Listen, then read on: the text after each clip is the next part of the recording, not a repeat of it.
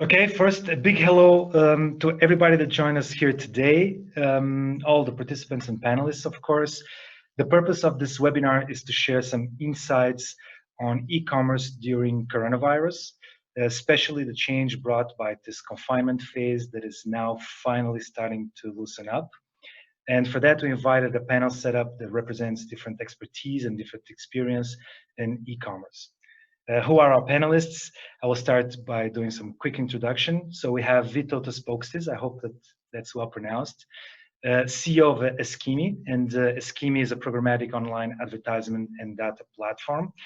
We have Martynas Vyzintas, CEO and founder of TellQ, that is a ticketing customer support platform. We have Arūnas Matačius, CEO and founder of GoRocketto.com, that is an organic pet food shop with subscription business model.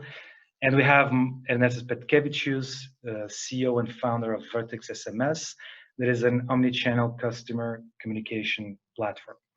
Okay, so very quickly, the structure will go, we will have our panelists talking for a little bit, and then we will jump into questions. I will not allow our participants to ask the questions directly because of background noise to make the experience a little bit better for all other participants. So please just write it in the Q&A box and I will read the questions out loud, okay? So first, let's start with you, Vytas. I hope you don't mind that I will call you Vytas to be a little bit more personal. As a marketing specialist, what insights can you share with us with this coronavirus confinement phase? Great, thank you. Can you hear me well? Yeah, perfect. Okay, cool. So yeah, I have a couple of slides and I'll be talking about programmatic advertising. I represent a platform called Eskimi, and we are a global programmatic platform working with quite a lot of advertisers all around the world. So basically we work with the FMCGs, telecoms, e-commerce players, and I'd like to share some insights on what was the change in the e-commerce space in the programmatic industry worldwide. So let me share my screen. And I'll share, first of all, about the product elements of programmatic so that we all understand what we're talking about. And then we'll move to some of the insights and experiences which we saw worldwide. So I'll skip the introduction. Eskimi has been founded 10 years ago. We're working in more than 15 markets, and it's across the world from Asia, Middle East, Europe to Africa. But I would like to start to just introducing the programmatic stack and what programmatic consists of. Then we go deeper into what are we talking about and how this changed during the COVID period. So the usual stack of programmatic actually is connected from kind of three parts. So the first one is the supply part, is where the whole traffic comes in and where you display your ads. So it consists of exchanges or kind of traffic suppliers, and programmatic platforms usually manage billions of impressions. So, you know, instead of focusing on one platform, you kind of connect all the supply into one dashboard and have access to more than 100 different suppliers. So Google in this case would basically be one supplier only. So on top of that, programmatic platforms layer data, which means that having to reach those consumers across the world, you can actually create certain segments on audiences for your product. So depending on what you're offering, if you're an e-commerce player for electronics, you would be reaching out to a different audience if you're reaching out to pets. So, and this data consists of everything from location, travel, and information, purchase intent, first-party data, browsing behavior, interest, and so on. And then the third element is creatives. So creatives became very, very important element now over the last couple of months. And basically we talk about rich media, dynamic ads, which I'll show you a couple of examples as well. And then programmatic platforms create a lot of different technological tools. On top of that, you can do footfall tracking of the consumers who see your ad and then maybe come to your physical shop to purchase, and many other, you know, other tools connected to location and other data signals and so on. So if we're talking about e-commerce and programmatic, there are many media channels out there, but if we have to split the whole consumer journey into a funnel, we would see that it starts from awareness and goes to retention and purchase. And I just placed some keywords where programmatic platforms usually play an important role. And as you see, programmatic brings a lot of value at the upper funnel of the consumer buying journey. And here we talk about audience, we talk about the intent, purchase intent data, we talk about engagement via rich media, keyword targeting, native ads, dynamic ads, and so on. And then if we go below, we talk about remarketing, which is mostly focused on the purchase phase.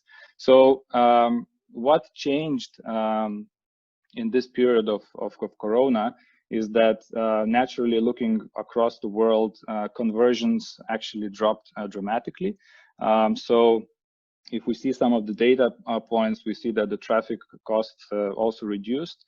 But a lot of players could not convert their users because a lot of the purchase decisions were postponed.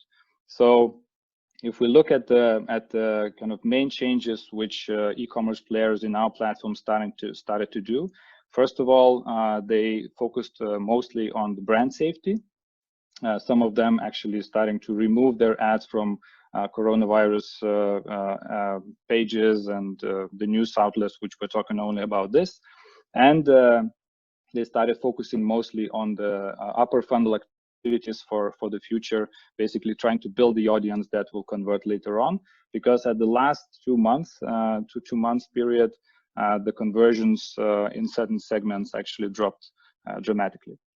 So talking about the brand safety, the main insight here is that about 40% of the advertisers actually created block keywords for Corona. So if we take an example of a news outlet that is talking about coronavirus, new cases, and so on, a lot of the advertisers decided that they do not want to be associated with those bad news, and they started using keyword blockings and specific crawlers in the systems to remove them from those news. So the way that the brand safety works is that you have a layered approach, and you can either remove yourself from certain news items that talk about specific keywords, or you can actually remove yourself from the total page if even this page mentions, let's say, Corona even once, right? So this creates a brand safe environment, and some of the brands decided that they don't want to be associated with those bad news,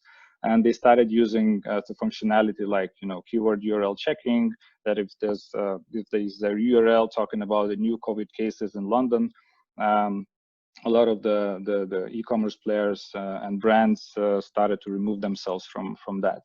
And as well, they were starting to use the technologies which analyze the whole page, and then if the system decides that this is talking about some kind of bad medical news or Corona themselves, these ads were removed as well. The problem this created naturally is that the publisher revenue have dropped, and even though internet browsing activity increased, unfortunately, even e-commerce players starting to see that due to the coronavirus content, being in almost all the websites, the traffic availability also became a problem. So that was kind of one big change, I would say, and I think advertisers making their decisions in the near future, they should also think whether they want to do that, because sometimes unconsciously they do not think about it, and then their content is being displayed, near those bad news in the internet.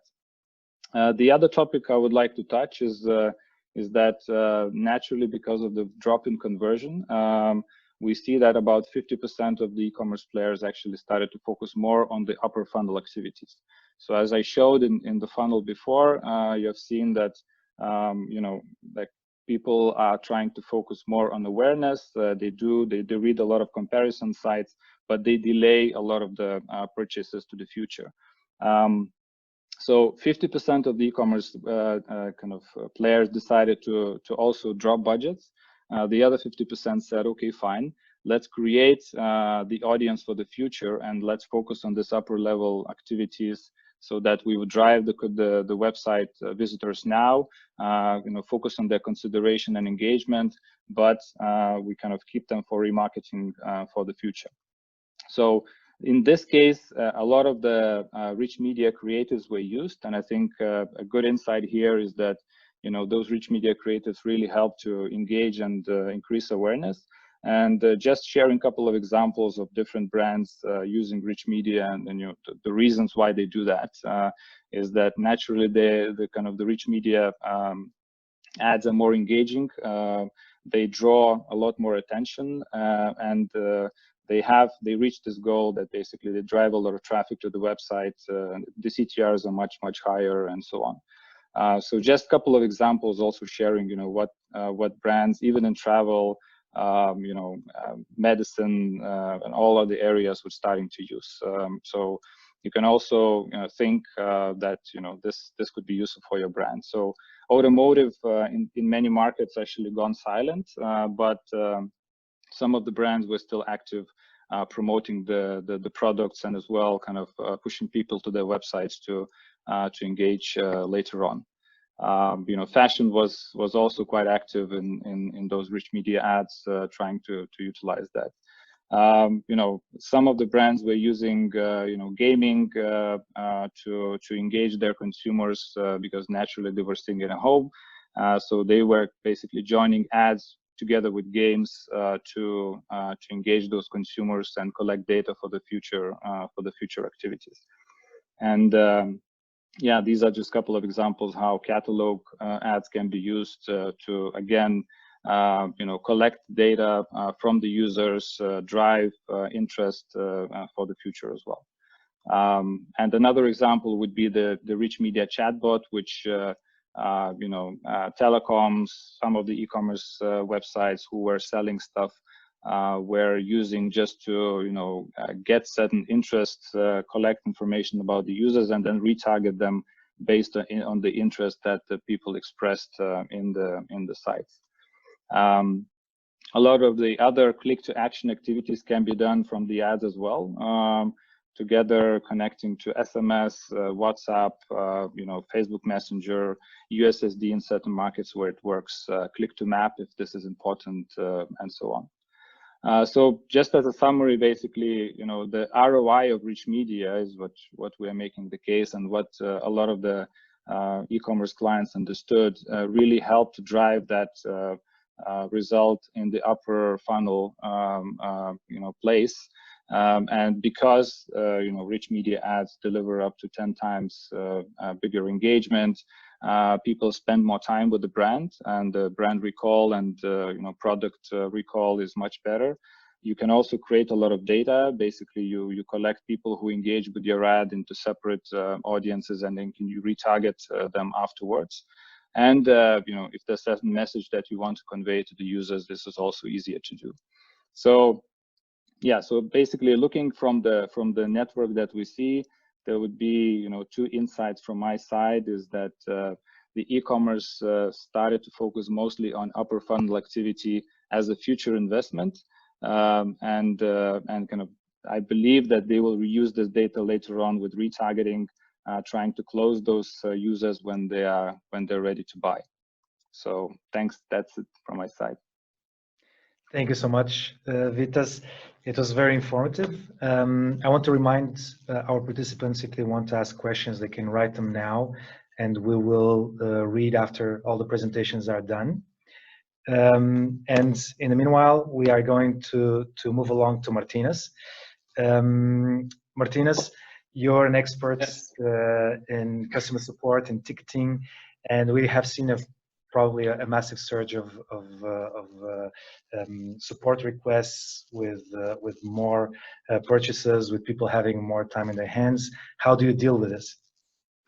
Yeah. Thank you for introduction. Thank you, Joe. Well, I'm gonna follow up with the Vytautas that currently the traffic overall in the internet, the increase of creating websites and knowing the client online is the most important aspect right now. So in a first month when the pandemic started, we definitely saw a chaotic situation in the requests regarding customer support systems. And while Telq solves this problem that if you have different communication channels, I'm talking about call center, emails, chat, SMS, and others. So we try to centralize all of the information we gather into one platform, and in this way we help to communicate with the customers. What's important to mention is that in these times people actually realized that while this physical connection with the customers actually has gone, there's no such thing anymore for this kind of period. You have to keep up with the customers and you have to provide the perfect customer support. So if previously customer support could have been seen as a thing which is well nice, like must to have, so now it's one of the top priorities while you're planning upselling your products and taking care of customers. So I would like to emphasize and try to answer my question: is it more relevant right now, customer support, than ever before, or should you save on it? So there's this one golden rule of customer support that keeping an existing customer is 5 times cheaper than acquiring a new one. An extension to that is key to success to business to sales is low churn rate. So in other words, you should provide this excellent customer support. And when talking about how to achieve that, it's simple and complex answer at the same time. You have to know your customer. So and by saying this, every interaction which has been like conceived from the customers, no matter whether they called, whether they wrote you, it should be taken as a note, and it should be like put it into system. So what I'm gonna start explaining with one core principle is that no matter whether you're in a small business, like for example 1 or 2 man army in the Shopify, or whether you're already like improved business, no matter the reason, but you should like focus on improving your processes. And we received like many questions whether like which channel is the best for like e-commerce, right? Whether it's chat, mail, or phone. So it really depends on the resources which you have in your company. Because just to give an example, if you have a chat, like global numbers, if you have a chat, customers expect you to write back in like 40 seconds. If you have email, you have to answer in from 2 to 4 hours. And if you have a call center, like call operations, you should really answer in 90 seconds. So I mean, these numbers really tell on what kind of channels you should focus given your resources. Because if you're for example, if you work more locally, then my experience shows that telephony and email is definitely the first choice, because people want to be heard, they want to communicate, they want to talk. Because there is this thing that actually everyone right now during these COVID times, they really lack of human touch, of I don't know, of just talking with people. So when you're like choosing these channels, you have to know these basic numbers, because companies come to me and say that, okay, we have this customer support on email, we kind of handle calls, and my first questions are like, do you know the numbers? How many inquiries per day, per month do you receive? Which channels are like the biggest ones? What are the average response times? And I'm not talking about these automatic responses which you send to people, but what is the actual response time of your real answer regarding order, regarding service, etc., etc. So when you have these numbers, then you can select on these channels and assure they actually work and they work best for you. So once you adapt these support channels, you have to keep on improving them, and definitely, no matter whether you're 1 or 2 man company, or whether you're like 50 plus people company, you should take a decision which should be common, because the actual power users, your employees, are the ones who will be handling those. And if they are like happy with the solution, then you're good to go. So my key insights would be that when you're establishing, or if you're improving any operations in your customer success, you should really should not make mistakes of, for example, implementing 3 or 4 channels at once. You should implement it step by step, and don't make this mistake of creating chaotic situations for yourselves. So these are the aspects which I saw during these 2 months, and customer support is one of the most important aspects while upselling products and getting recommendations. So these would be key insights of mine. Thank you so much, Martynas. Very good insights too, of course. Arūnas, we have heard first from Martynas and Vytautas. They are both providing precious help to e-commerce platforms. But you actually have an e-commerce platform, an e-shop, and you are there front row in the action. What can you share with us from your experience? Cool. Good afternoon, everyone. Maybe I will start with a short introduction first. So maybe I'll start sharing the screen with, just to double check. Is it okay? Yeah, it's okay. Cool. Yeah. So just a brief introduction who we actually are, just not to get confused. So we are actually a pretty new standard actually in dog nutrition. How we do it and how we started, and actually what we're doing. And everything started from very simple observations that actually dogs are sick and they're getting more and more sick. So everything starts from, let's say, obesity, and that leads to multiple severe health issues, which actually leads to three simple things. It's like conventional dog food is packed with the sugars. That means carbohydrates. It's full of toxins, and it's highly processed. And well, it turns out that all alternatives at the market were missing, and either you, on one hand, you have very healthy raw food, and on the other hand, you have convenient kibble food, but something in the middle was actually absent in the market.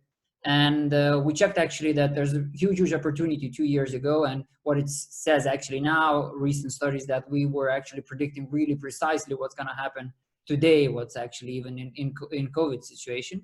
But we actually managed to create the world's first raw dehydrated actually dog food, which has all the benefits of raw feeding, but inconvenience of dry food. You simply just scoop, rehydrate, and you can serve as a fresh food, which actually takes 4 times less space than a fresh diet, and etc. So technically, yeah, basic things that we build our food is organic, raw, dehydrated, low in carbs, and sustainability, which is becoming more and more actually important in the foreign markets.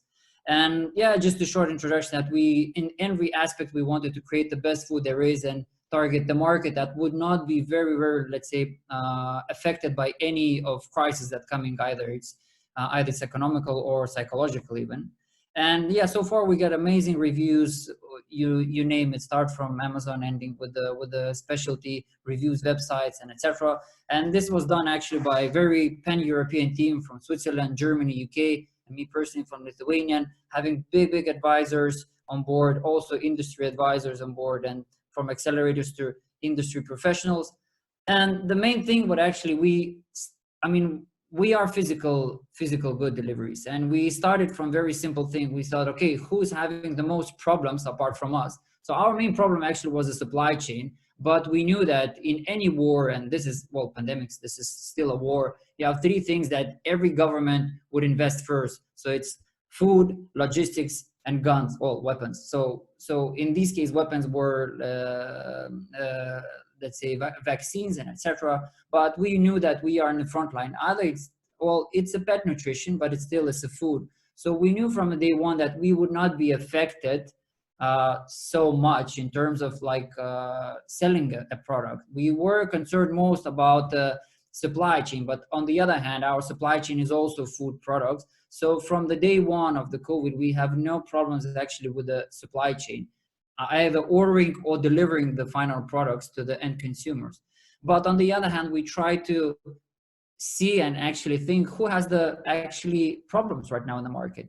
And the first thing first is, of course, physical retail. So one or the other way, most of them were shut down, and they had to close for a short or a long time. The other thing was like everybody moved to the online marketplaces. And what actually happened in the UK market, for example, so the biggest marketplace is like Pets at Home or Fetchco UK that has like 500,000 unique users per month. They were actually stopped the websites because they couldn't afford so much traffic they're getting, and they couldn't deliver the much orders they get. So usually what happens, you go to the online store and you get this message like you have to wait for half an hour to get into the queue, and then when you place the order, you get the message that your order is going to be delivered after 14 days. So we knew that they have a problem. Then we knew that industry professionals are going to have a problems. Either it's veterinarians, groomers, and etc., breeders, and etc. Then we go actually deeper. We thought, okay, there's going to be investors who's going to have problems, and they're going to probably review their portfolios. And this is what happens from the first. The news feed was full of messages that every investors, stop their job one or the other way and try to review their portfolios. The other thing is, of course, that we knew that a lot of business is going to be shut down. So that means PPC is going to be great opportunity actually in terms of doing just the direct sales via online. And last but not least, actually customers. What's going to happen with the customers? They are going to be frustrated. They're going to be lost, and they will think that they have a problems. And what we try to convert everything actually to make every problem is our opportunity. So we decided that, okay, so for majority of them, we can offer something. So we go for retail and say, okay, what about we would start the ambassadors program? So every retail will still have some their, community channels. Either it's Facebook, either it's email list, either it's even contacts on the phone book, and said, okay, what about even you're sitting at home, you could be an ambassador. You can still sell your products, sell our products. We would do all the drop shipping, everything. You just become our ambassador. The same actually for industry professionals, for veterinarians. On top of that, we didn't do that, but I talked with the one company in the US. They did actually a little bit more on that. So they invited, for example, all veterinarians, paid them money to come to their webinar and train them how to sell online, on actually how to become a successful ambassador. So this is also, we saw a great opportunity. We started contacting them and trying to say, okay, right now you have a great chance, first of all, to get introduced to the very exciting and new brand, which is us. And at the same time, start selling and start getting some recurring cash back. The other thing for the online marketplace is what we started discussion, and it's still early phase, but it's really promising, as they have a problems with their deliveries and supplying to all their customers. So we developed that we could be a drop shipping for us. And actually they come up with this idea first. So technically how it's gonna work, we're gonna be on their marketplace, but they are not gonna fulfill the order. We're gonna do that because we are a bit smaller, but this is where we have no problems. With the investors, yeah, we thought that, right now it's a great chance, to reconnect with the old investors and check, who's actually having some growth capital, reallocating from the companies who probably have and will have a lot of problems in future due to the COVID. And probably we knew that we're going to be on the other pile of the companies that actually going to have a lot of opportunities. With the PPC, yeah, so obviously is right now everybody who's doing some PPC facing the cheapest acquisition cost as never before probably. And with the customers, what we did, so yeah, so we we started calling the customers, very simple as that. Every new customer that lands on our subscription, we just make a call. And it turns out, so this is what we're doing only fourth week, I think. It turns out this is probably one of the most successful strategies to do, because people are locked down at home. And when somebody calls them just to talk and to talk about nice things about their dogs, it turns out they're super excited. Just even though they are not, well, some of them not going to renew their subscription because they just want to try maybe a product, but still, it leaves really, really good impression about the company just making a physical call, because it turns out we're still humans and we need to talk, not just to type messages on Instagram or Facebook. And yeah, and we started doing the SMSs, just experimenting, but I think this is also what actually lands up, and people getting direct messages with the direct offers is also a really great strategy to start to implement, as people are, the great opportunity, I would say that everything's switching right now with the opportunities, is that people getting what it's called nesting, so that people are staying more time at home and they're investing more into everything that they could spend at home. And that includes, in our case, pets, because they're going to be locked down longer time with their pets. That means they have to do something with them, as with the kids. So that means feeding them more treats, buying more, accessories, and et cetera, et cetera. So this is, I think, a great opportunity for everybody who has something or would create something, how to, get opportunity from being at home, just and spend and reallocating the cash that was meant to be, for pleasures. Just right now, these pleasure times is going to be reallocated for home place. And that's it. So we still have a good promo campaign. So if everybody has a dog, please, we also ship in Lithuania. So only 2 countries, Lithuania and UK. So really welcome to go to our website. You're going to get 50% discount for a couple of weeks more for the first trial. So you try it, no strings attached, and you're gonna see your dog rocking. That's it. Thank you so much, Arūnas. I certainly relate to a lot of things that you said about nesting, and that probably is one of the things that changed all the paradigm of online shopping now with coronavirus.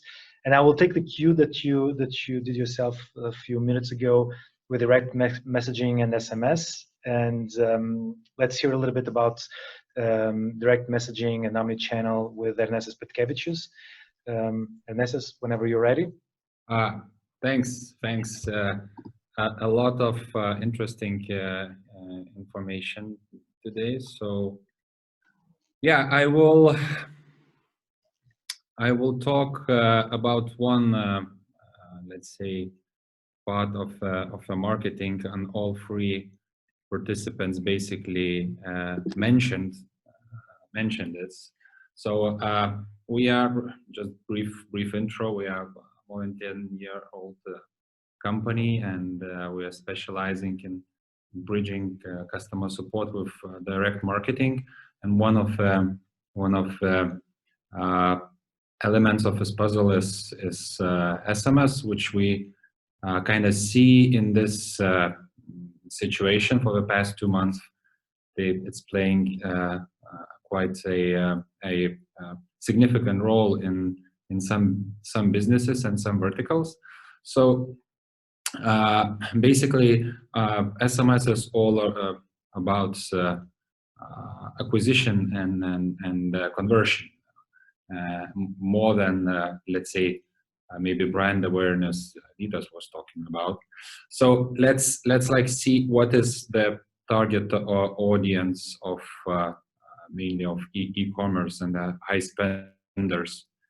For example, in such a big market as United States, so it's mainly generation Gen Z and millennials. Yeah, so they are responsible for 1.5 trillion in spendings, and these guys love their phones, and of course they love their messaging apps, and SMS is the short and very precise and simple thing. So it works for them basically.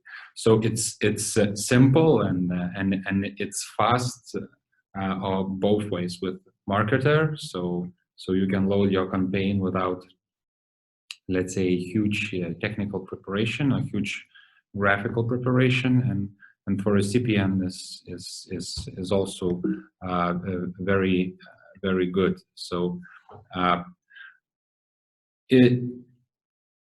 it's also could be very easily personalized. Of course, it depends on your database, but what we see that's if before the SMS marketing was used a lot of in like bulk messaging ways, yeah, just send out some kind of promotional material. So now we see more and more thinking of what to send, how to send, when to send, and whom to send. So a lot of personalization. So it can be done also like a lot the same like with email, but much faster and simpler. Also much faster to read. So, and the main thing, it's like SMS is app or let's say phone agnostic system. Yeah, so you don't have to worry about how it will be displayed on the screen with comparison with let's say banner or email. So this is what's also like a pretty effective thing. So also you own the channel. What is we heard like Messenger, WhatsApp, and other app messengers. They're also good communication channels, but you don't own the channel actually. Yeah? So you might wake up one morning and Facebook Messenger blocked your let's say channel for some reason. Here, if you don't like your SMS provider, you can just take your data and then took off to different one. So it's very easy. So during this let's say pandemic time, and we're still in it, but also we can agree that the recovery is already starting. We see uplift in both. At least we didn't see any downturn of our services. We see an increase. Of course, it's a bit different. So I can say that in marketing and transactional messages increased, but let's say marketing for grocery stores, they went down because grocery stores either were locked up, or they didn't want to bring a lot of people at one time to their stores. The same with pharmacies, for example. We have a huge customers, pharmacies, and before that they were sending tons of messages, but now they don't need that because everybody is going to the pharmacy to buy something. Yeah, especially March and April was like super. Everything was sold out at that place. But different e-commerces like online shops, we saw a huge increase in many countries. Also transactional messages from different platforms like delivery platforms skyrocketed. Parcels, it's like also like if you are now in a parcel delivery business, so you are in a huge mess because I don't know, it's increased like more than 50%. So we work with Shopify apps, and we see the delivery rates and the parcel amount is like skyrocketing. So here we see the huge increase of usage. So in terms of how changed the let's say readability of the messages, it basically hadn't. SMS is like by far probably the most readable channel, because we are not used to get a lot of SMSs these days. So it's in 90% range, and since we interact with our phone about 40 to 50 times per day, so average message is being read like in 3 to 5 minutes. And what main things we see that's at least e-commerce are sending. So yeah, the direct discount link is probably still the king. The ROI in it is pretty high. I will come up with later with a few examples. Then yeah, abandoned cart. So for example, what one thing Rocketo could use is abandoned cart messages because we have a subscribers database. Payment SMS. So payment SMS is gentle reminder of the service provider that you have to pay for something, and it's combined with direct link to the e-banking. So it doesn't work in all countries, but in some countries it works and pretty good. So you receive a message, you click on the link, and you are directed to the bank where you can just simply no need to add anything else. You see all the requisites there, and you can pay. So this increases the collection of payments like by far better than email. Review SMS link. So it's quite a good and popular service. When a customer buys something, he immediately, like 2-3 minutes, he gets an SMS with direct link to, let's say, Facebook review or Google review, and the amount of reviews people leave is very high because it's like instantly you just click on the link and you will be direct to the, let's say, Facebook page, and you can leave a review. It's also very popular. Yeah, and two-way communications, like short messages between merchant and the client. So with the answers yes, no, or short poll, is also we see an increase of that.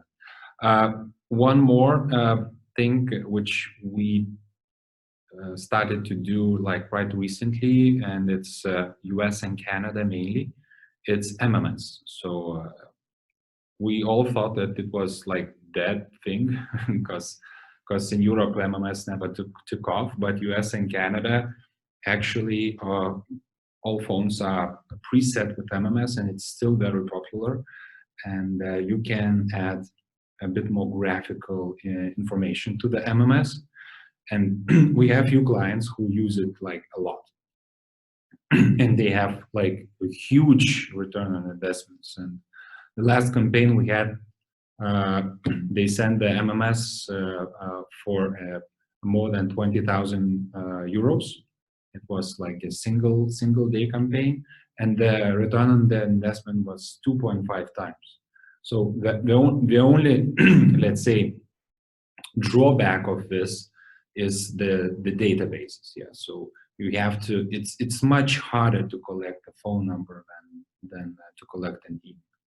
So yeah, so summing up from our portfolio, let's say this is the most now used feature is marketing feature, let's say, because now it's everything about being efficient, so about quick acquisition and good conversion rates. Of course, we see challenges here also. It's GDPR, which is in European Union and US.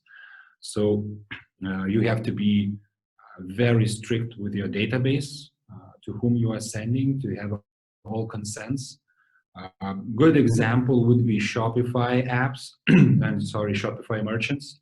So when they use one of our partners' app for sending SMS to their customers, they even cannot upload the database, which is not being collected with Shopify merchant store.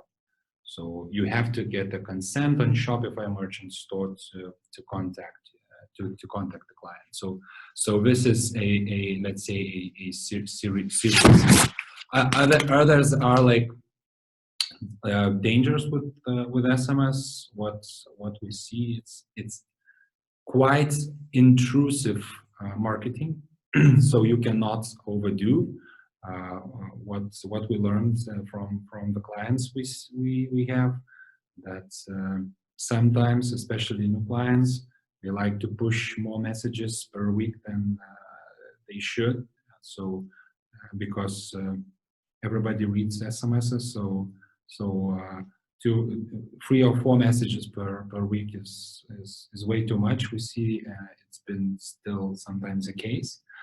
It's more expensive than email, let's say, because it's very direct, and the carriers charge the fee for being able to interact with their customers. So that's one of the drawbacks compared with email. Of course, the database is harder to get because people are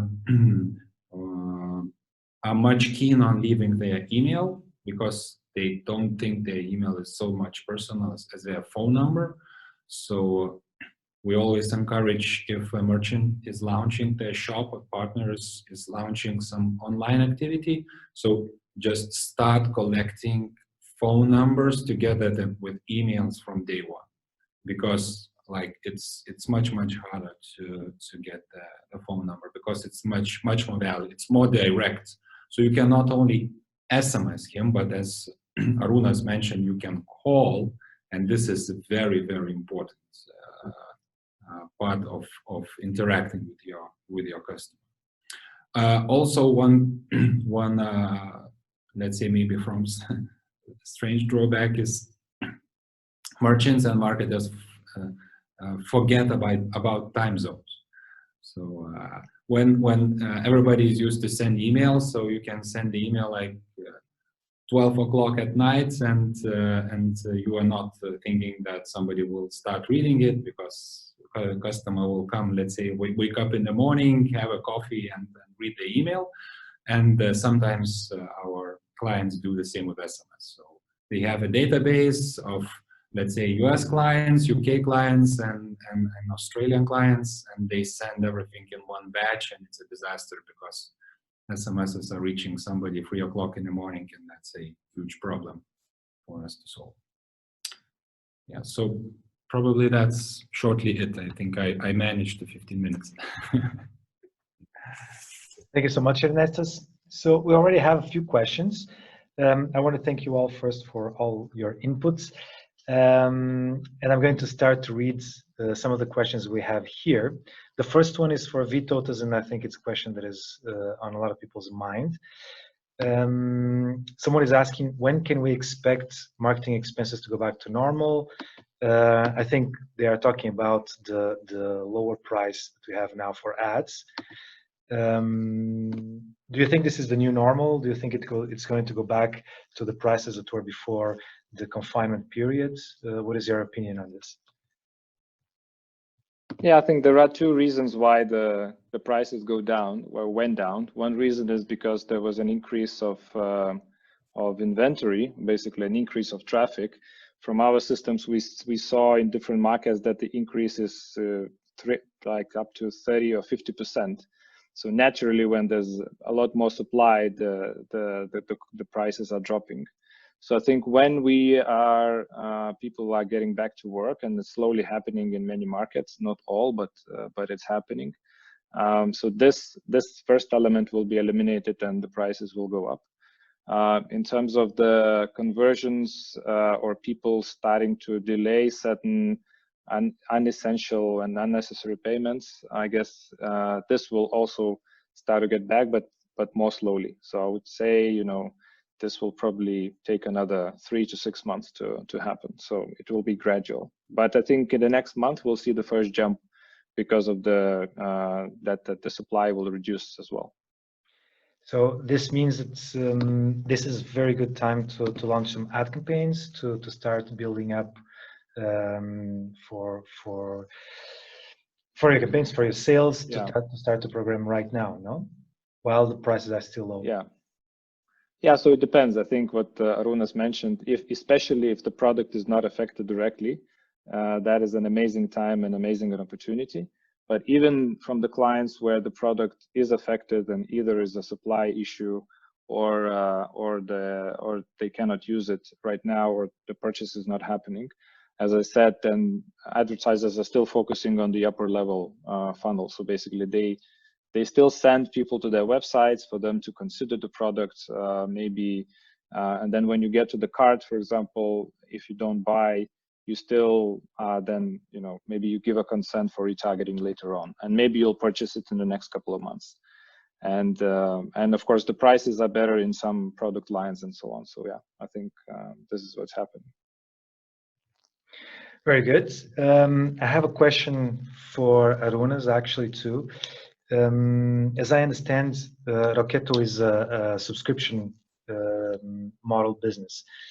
In this moment, during the confinement, people are going sometimes searching for purchase that is sporadic, or it happens during COVID. Do you believe that after the confinement, people will start buying again one by one time, let's say without a subscription, or the subscription part of your business model, was it affected during coronavirus, or is it completely normal and had no effect? Well, I think, I mean, I've talked with the other subscription business in the UK and some of them operating in the US. So I think, and there's actually a bit right now, it actually started happening before COVID, the switch from a subscription to, let's say, on demand. And I think this is very important to understand that, especially in COVID situation, people don't want commitments. So this is, I think, a great way to think again, you know, how not to get committed them, but actually be on time before they need to reorder. And I think this is where the SMS actually could play really, really big role actually. When you have a prediction when to inform that he has to reorder, although he is not on subscription. So in order to do that, actually we launch one-off, you know, shop. So just for customers, okay, there's no commitment.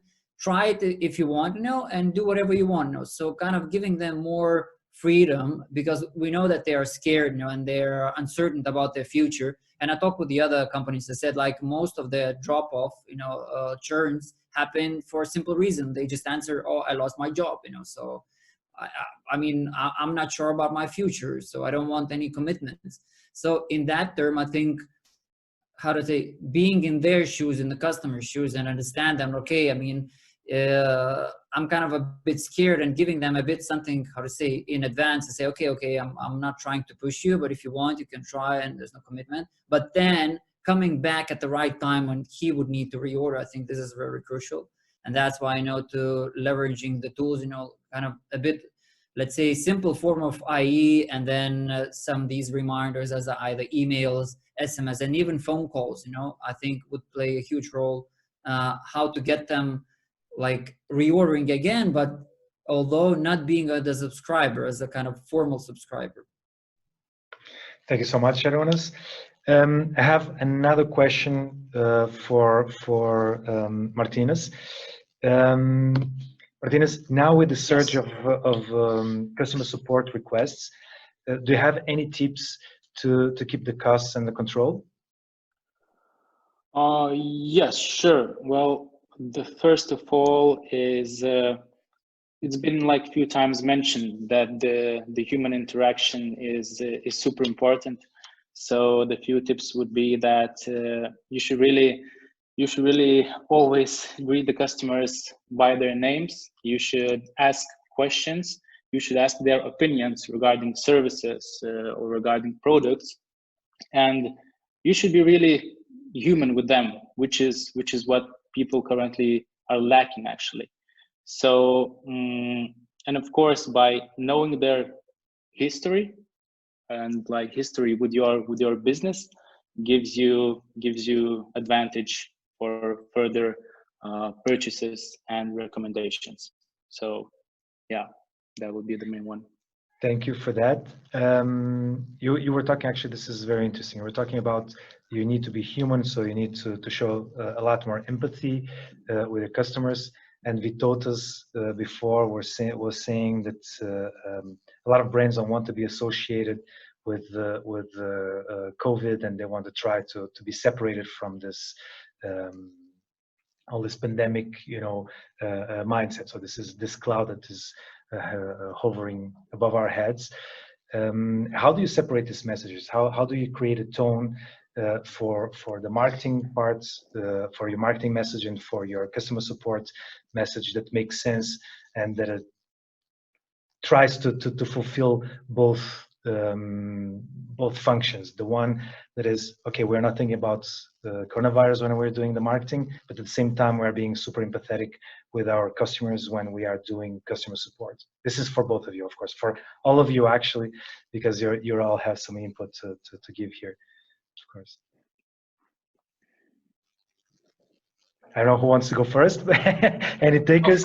Actually, I have a remark. So Martynas mentioned that we have to, in his business, you have to be more human and with more human interaction, which is like very important also in like B2B sales, especially now when contacting your business partners.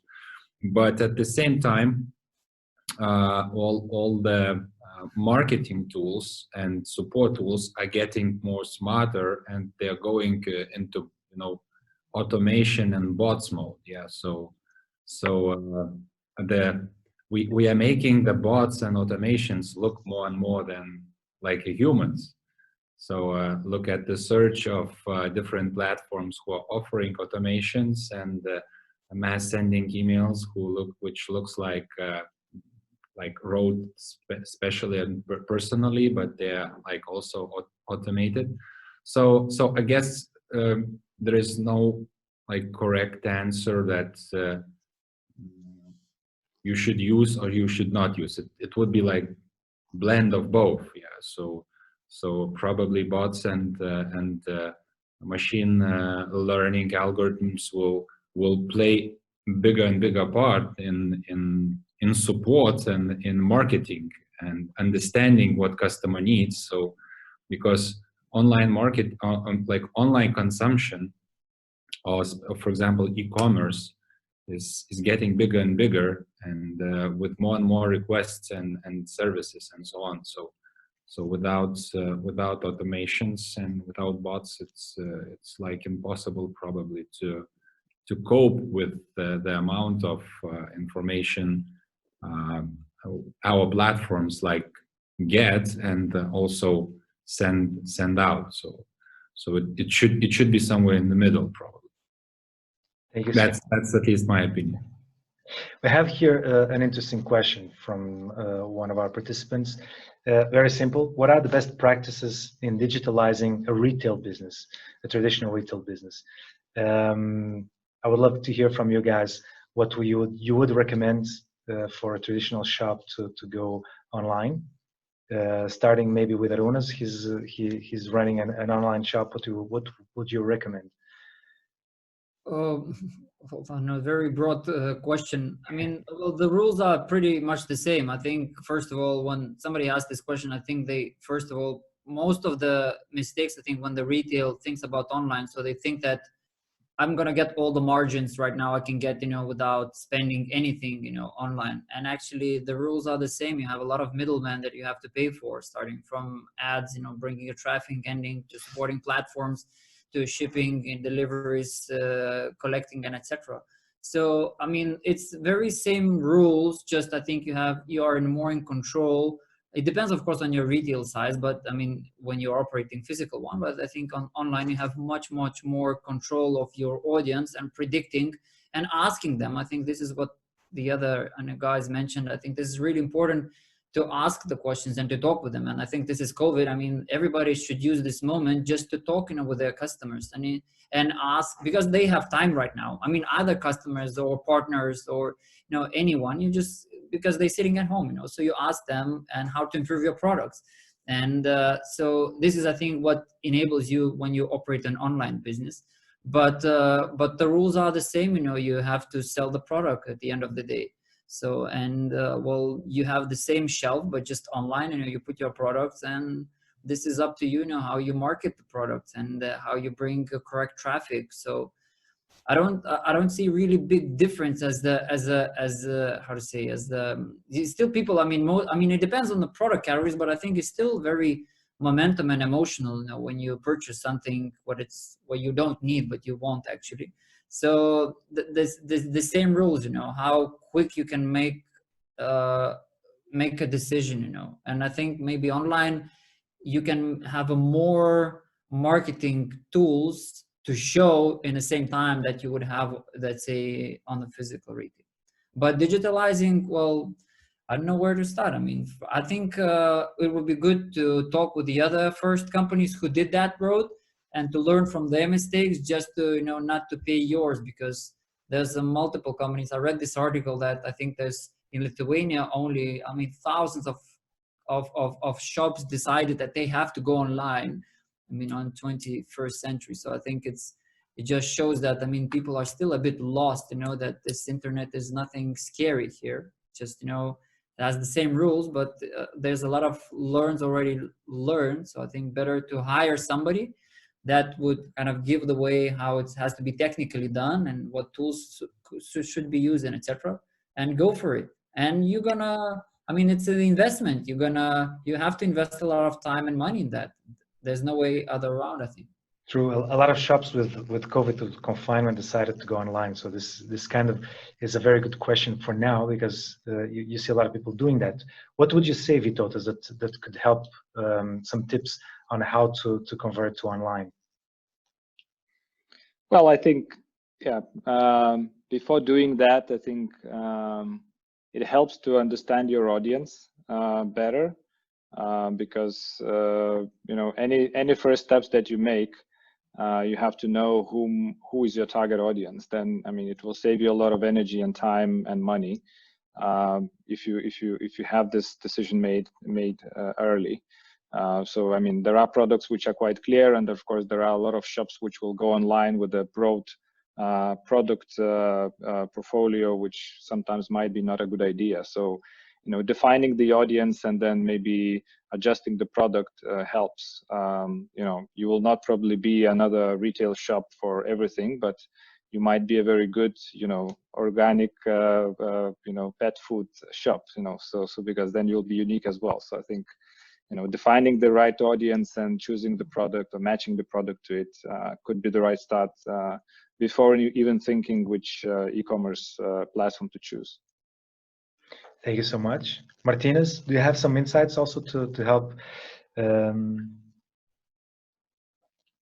Just like one of the problems which customers currently facing, because there are so many channels that clients are like contacting businesses. There are really many repetitive requests from the customers. Once they write to Messenger, once they call you, once they write you an email. And it's one of the most annoying aspects from customer support side, that when the client that like really gets like answer to just one of the channels, or it really takes too long. So it's really the technical aspect and automation aspect to really know all of the requests, how they came, and how to solve, for example, 3 different tickets with the same question at once. So again, it's the technology aspect, and the right ticketing system should be like really considered. And of course, these channels itself, like don't take too much at once, because you will gonna have a lot of problems. Just implement step by step. Thank you so much. Ernestas, do you want to give some input too? Yeah, so basically, Vytas mentioned that you have to know your audience. I would mention that also, because I'm involved in few business where this works online and offline. So I think that retail, which is only retail now and wants to go online, does not evaluate the price of going online, because it's pretty expensive. It's like building a online presence with a stream of visitors and content and supporting personnel and everything else is not cheaper than have a brick and mortar presence. So the first thing they don't evaluate is do they have enough money, and do they have enough knowledge, or they can hire or pay for that knowledge to be acquired. First thing, and of course, the great benefit for that is that if your store is somewhere in London and you have an online presence, so you can the next day decide that you want to sell for the people in other countries, so you don't have to build a store there. So, but to establish your online brand in another country is costs are like huge. And now that Arūnas mentioned, the PPC pay-per-click price might be like dropping, but with the surge of businesses who are willing to start selling online, and with different small companies, 1, 2, 3 people companies who start selling something online, the marketing budgets and the space and the fight for attention from the customer will be huge. Would I don't know, will go like steep, like unemployment in USA now is going, you know. So that's a big, I think going online now is a bigger challenge in 2020 than it was last year. And probably next year it will be even harder. So because like everybody wants to be online. Because if you want to have a brick and mortar store, so there is only such place, like few places you can rent and so on. With online, for people, it looks like it's infinity, you know. You can have another pet food company or another, I don't know, clothes company or whatever company, and that is the issue. People don't evaluate that. So you should, if you go online, you should understand that it's a huge, let's say, competition. So the key takeaways is to have a proper plan laid out, to consider the costs, and to have the talent, to have the know-how, how to properly market your product. Okay, guys, we're a little bit over time already. I want to thank you so much for being here today, all the participants, all the panelists. Thank you, Arūnas, Vytas, Ernestas, Martynas. I think we did a great job here today. It was very, very insightful. We shared some very, very interesting experiences. For all our participants, we'll be sharing this video with you in forthcoming days. So guys, once again, thank you so much. We don't have much more time. Again, we already are a little bit over time, and I don't want to steal more time from our panelists and participants. Thank you so much. Thank you, Joe, for having us. Next time. Yeah. Thank you, guys. Thank you. Thank you. Thanks. Thank you. Bye. Bye-bye.